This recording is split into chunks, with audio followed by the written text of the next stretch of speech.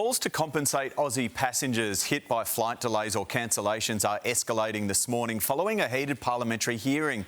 Shadow Transport Minister Senator Bridget McKenzie says the public has lost trust in the major airlines and we need new legislation to hold them to account. But Qantas and Virgin both argue it is unnecessary. For more, we're joined by Shadow Transport Minister Senator Bridget McKenzie. Great to have you with us. So how would this new legislation look?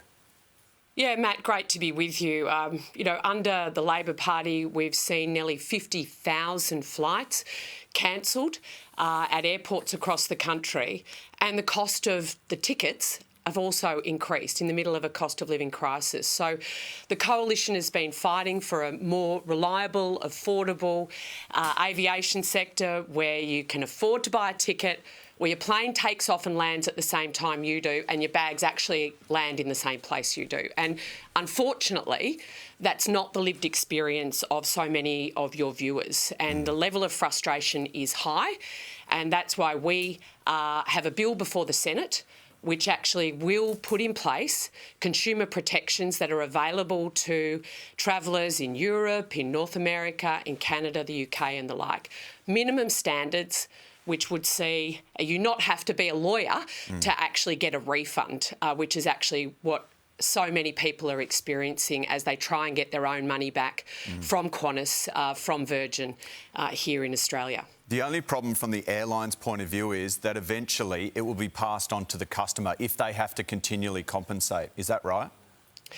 Well, Matt, if the cancellation of your flight and you are left stranded on your trip to Bali with your 4 kids in an airport somewhere around Australia, footing the bill with your $15 meal voucher, if that cancellation is a direct result of Qantas or Virgin's business model, then they should be forced to compensate. And what we've seen, what the evidence to the inquiry yesterday was, that flights are cheaper in the countries that have this type of arrangement. So it's not necessarily the case that prices will go up. And we have seen airports and airlines record super profits recently. So they're not short of a buck.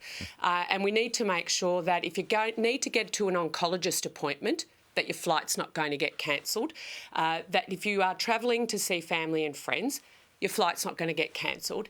And we know the increased cost to businesses having to build in the fact that cancellation and delays are a normal part of conducting business meetings in capital cities is also a drag on our economy. So we're wanting to do something about it, and the Labor Party has done nothing. There's similar legislation in the EU and the UK at the moment as well. Bridget McKenzie, thanks for your time. Appreciate it. Thanks, Matt.